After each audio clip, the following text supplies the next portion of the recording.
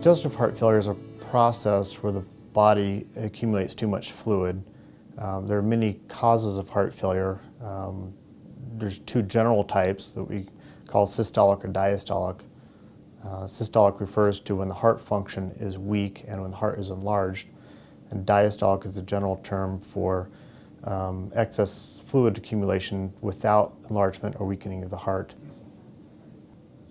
One of the most common causes of heart failure is heart disease or cholesterol buildup, which can cause a heart attack and therefore damage and scar tissue to the heart muscle, which creates abnormal hemodynamics or function of the heart that has to change over time to compensate for the damaged area, and that's called remodeling. There also are hormones that are activated in that setting that create additional fluid retention in the body. Because the heart function is not working appropriately, the output of blood is not normal, the body compensates by retaining fluid, acting as if the heart was dehydrated in terms of low blood volume. But in reality, it creates a situation where there's too much fluid, and that fluid backs up into the lungs and creates shortness of breath. For a young patient, the most common cause may be a virus that affects the heart, and that can create scar tissue inside the heart as well, but it's kind of more of a generalized rim of scar tissue as opposed to one area of the heart that is damaged, as in a heart attack. Other common causes are sleep apnea, which creates low oxygen levels at night that creates strain on the heart and causes rhythm problems, and that can certainly contribute to heart failure.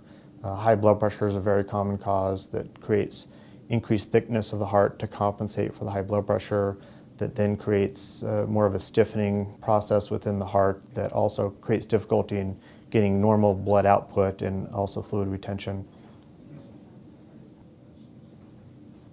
The signs of heart failure usually are swelling in the legs and difficulty lying flat in bed, shortness of breath with activity, feeling tired, occasionally rhythm problems or palpitations.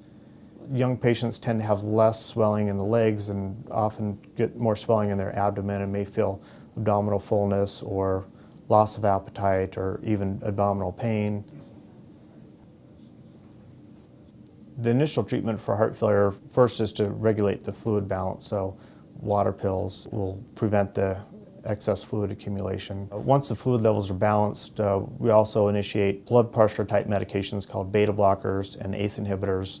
Even if the blood pressure is not elevated, these medicines also block some of the hormones that are activated in heart failure.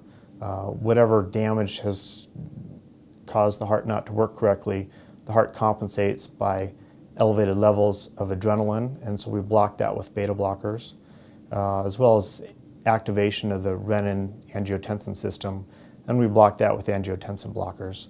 So these two types of medications reverse the process and help the heart recover in terms of allowing the function to improve or the size to decrease and prevent some of the fluid accumulation that occurs. Heart failure is a very treatable disease. If patients are treated correctly and the underlying process that caused heart failure is identified and that's corrected, patients do very well. Heart function generally improves, symptoms can be controlled, and a lot of patients return back to normal life without symptoms at all and will be on some medications to help maintain normal heart function.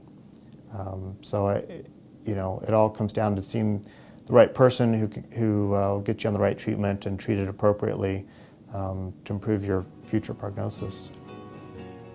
For more information about this physician or to schedule an appointment, please call our referral line or visit notbiggerjustbetterhealth.com.